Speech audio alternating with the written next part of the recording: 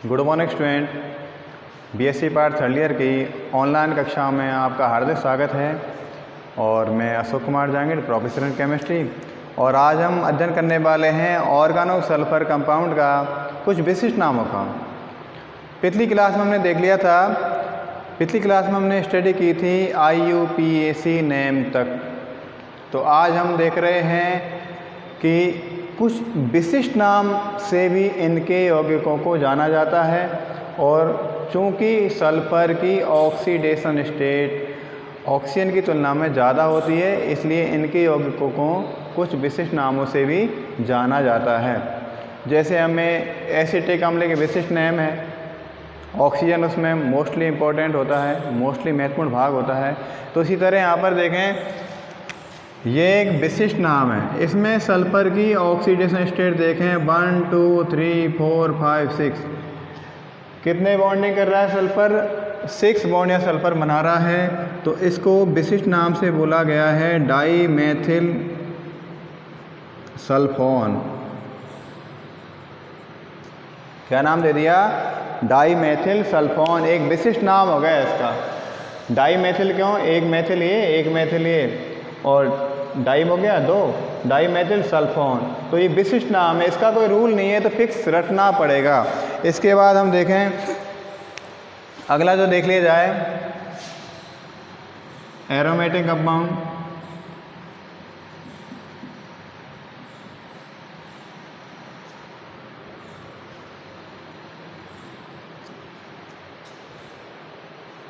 देखो, ये आपने बिल्कुल पढ़ा है, पिछली क्लास में पढ़ा है, इसको आपने, इसका स्टडी आपने किया है।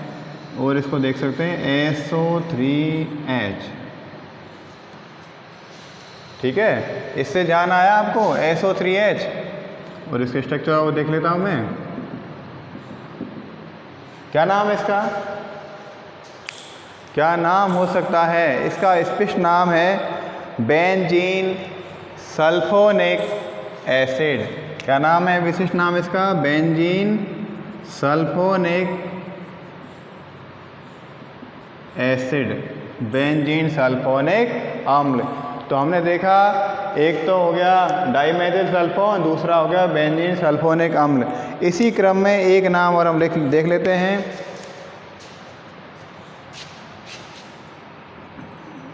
CH3। इसमें मुख्य रूप से कौन सा एटम काम आ रहा है? सल्फर काम आ रहा है। सल्फर काम आने के कारण यदि हम लिखते हैं इसको COOH, तो ये क्या नाम होता है इसका? नाम ऑक्सीजन का सजात है, तो ये नाम होता एसिटिक अम्ल। कौन सा नाम था ये? एसिटिक अम्ल। लेकिन हमने क्या करना है, हमें तो सल्फर का नाम लिखना है, सल्फर के विशिष्ट यौगिक नाम लिखना है। तो मैंने इसको C को S बना दिया। तो ये नाम सल्फीनिक अम्ल। क्या नाम है ये? Sulfinic acid. तो विशिष्ट नामों से भी सल्फर के कार्ब धात्विक यौगिकों को जाना जाता है। तो हमने 3 नाम देखे, dimethyl sulphone, benzene sulphonic acid और सल्फीनिक एसिड। क्लियर? तो इस तरह से हमने देखा कि कुछ इनके विशिष्ट यौगिकों के बारे में बात की, नॉमेनक्लेचर देखा, IUPAC नॉमेनक्लेचर हम देख चुके हैं। ठीक है, तो आप इसको लिख सकते हैं और क्लियर कर लो। अब इसके बाद हम देखें अगला जो टॉपिक है अपना, ऑर्गेनो सल्फर कंपाउंड का अगला जो टॉपिक है, वो टॉपिक है structural features of organo sulphur compounds. मतलब कार्ब सल्फर यौगिकों के संरचनात्मक लक्षण। ऑर्गेनो सल्फर कंपाउंड के क्या है, इसको तो हम स्टडी कर रहे हैं यूनिट सेकंड में। तो अब हम क्या देखने वाले हैं? Structural features of organo sulphur compounds. मतलब कार्ब सल्फर यौगिकों के कार्ब सल्फर यौगिकों के संरचनात्मक लक्षण।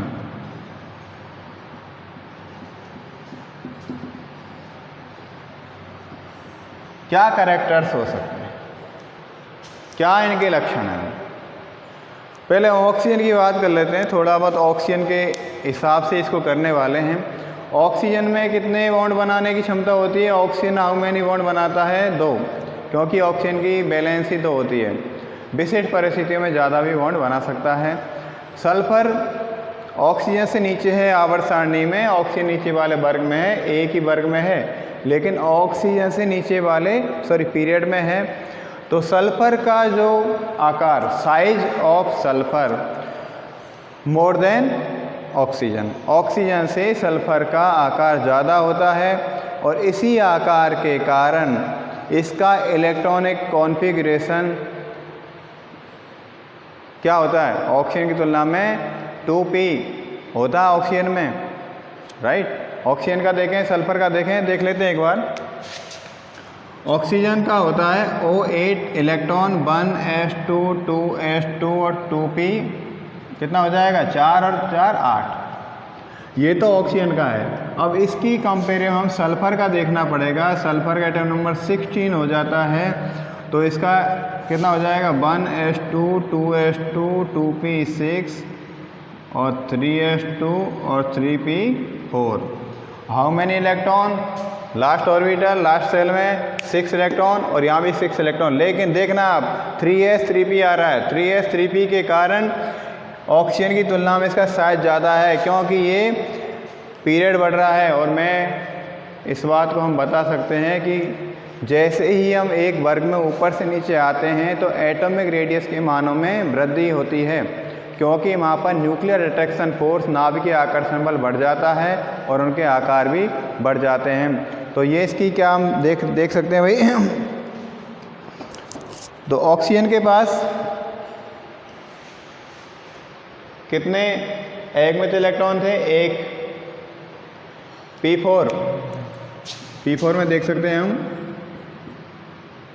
2s में 1s2 1 2 3 4। ऑक्सीजन के पास 2 एकमित इलेक्ट्रॉन, 2 इलेक्ट्रॉन कैसे हैं? अनपेयर्ड। और यहाँ पर भी कितने? 1 2 3 4। 2 इलेक्ट्रॉन कैसे हैं? अनपेयर्ड, युग में। 3s में 2 इलेक्ट्रॉन हैं, लेकिन दोनों ही पेयर्ड हैं। तो इनकी स्ट्रक्चर फीचर में देख सकते हैं। तो हमें लिखना पड़ेगा थोड़ा सा। सल्फर में एकमित इलेक्ट्रॉन p कक्षों में विद्यमान होते हैं, लेकिन ये 2p के स्थान पर 3p में। तो अब ध्यान देने वाली बात है, सल्फर एक क्लस्टर बनाती है। सल्फर ठोस है, लेकिन ऑक्सीजन एक गैस है, क्योंकि सल्फर में एसिड स्ट्रक्चर पाई जाती है। तो इसको हम देख लेते हैं, हमें ज़्यादा कुछ नहीं करना है इसमें।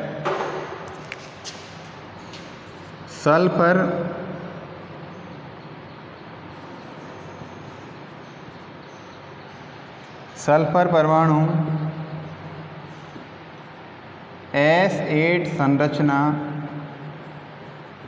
बनाता है, जो कि निम्न है। निम्न है का मतलब हम देख लेते हैं ऊपर। S8 संरचना बनाता है सल्फर, S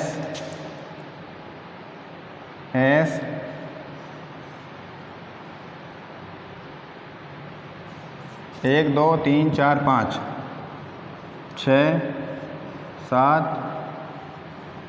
और 8। ये है S8 structure of sulphur. Sulphur कौन सी संरचना है? S8 structure.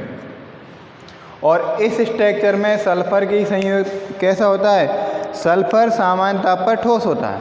इस स्ट्रक्चर में सल्फर कैसा होता है? सामान्य ताप पर सॉलिड होता है। तो हम देख लेते हैं S8 संरचना में सल्फर एस सामान्य टेम्परेचर पर सॉलिड होता है, मतलब ठोस होता है। कैसा होता है? सॉलिड होता है, ठोस होता है। एस8 स्ट्रक्चर आपको आनी चाहिए, ये एस8 स्ट्रक्चर, ठीक है। अब इसके बाद हम देख लेते हैं सल्फर द्विलक और त्रिलक यौगिक भी बनाता है। सल्फर कौन से यौगिक बनाता है? द्विलक और त्रिलक यौगिक भी सल्फर बनाता है। तो हम देख लेते हैं सल्फर में क्या होता है। सल्फर में द्विलक यौगिक होता है थायोकार्बोनिल, और एक ही त्रिलक यौगिक होता है, वो होता है थायोकार्बोनिल त्रिलक यौगिक। तो सल्फर द्विलक, सल्फर के द्विलक और त्रिलक यौगिक।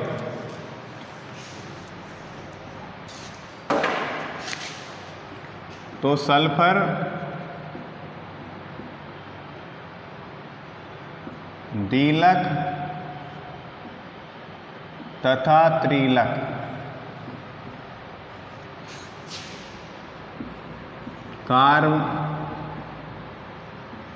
धात्विक यौगिक बनाता है।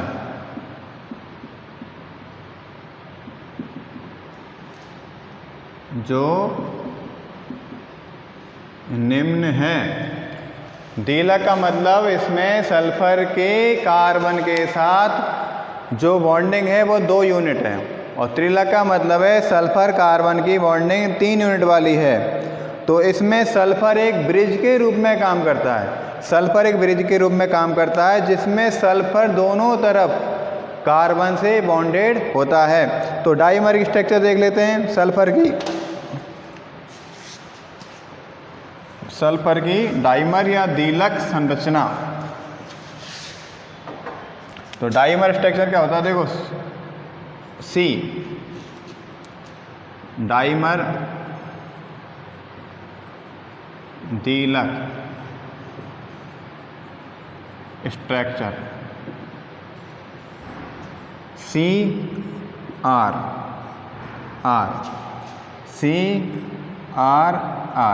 गौर करना भाई, एक यूनिट ये बना दी, एक यूनिट ये बना दी। इनको ब्रिज करना है किसके साथ? सल्फर के साथ, सल्फर के सेतु से जुड़े हुए हैं। अब आप एक नॉर्मली देखें, इसमें कितनी यूनिट हो सकती हैं? एक तो ये हो गई और एक ये हो गई, इसलिए इसको बोलेंगे सल्फर की डाइमर स्ट्रक्चर। तो सल्फर की कौन संरचना है? द्विलक संरचना। एक तो ये वाला पोर्शन बना दिया हमने, एक ये वाला। तो इस स्ट्रक्चर में 2 यूनिट भाग ले रहे हैं, इसलिए इसको क्या बोला? Dimer structure. अब यदि हम देखें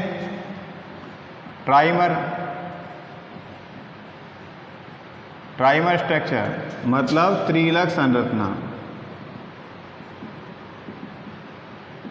त्रिलक संरचना में क्या हो जाएगा? देयर आर 3 यूनिट्स, 3 स्ट्रक्चर की हम बात करेंगे। तो सी आर आर। अब यहाँ पर आप गौर कर सकते हैं सी के साथ कौन जुड़ा हुआ है? सी के साथ एस जुड़ा हुआ है, इस सी के साथ एस जुड़ा हुआ है, इसलिए तो कार्ब सल्फर यौगिक इन्हें बोला गया। तो यहाँ पर आर सी आर हो गया। अब इसके बाद हम एक आर यहाँ लगा लेते हैं, एक आर यहाँ लगा लेते हैं, इनको जोड़ देते हैं सी के साथ, 2 स्ट्रक्चर बन गई। अब ऐसी स्थिति यहाँ देख लेते हैं, एक सी आर और आर। अब 1 2 3 ये एक जैसा लग रहा है सब कुछ। अब किससे कनेक्ट करना है? कनेक्ट करना है हमें सल्फर से। तो इसको जोड़ दिया एक एस से, इसको जोड़ दिया एक एस से, इसको जोड़ दिया एक एस से। आसान हो गई ना स्ट्रक्चर। और इसको थोड़ा और भी व्यू देने के लिए, और भी अच्छा बनाने के लिए सल्फर को हम गोल घेरे में लिख देते हैं। आर सी को भी गोल घेरे में लिख दो, बढ़िया लगेगा, मार्किंग भी अच्छी होती है। तो अब देखिए आप, एक यूनिट, दूसरी यूनिट और तीसरी यूनिट।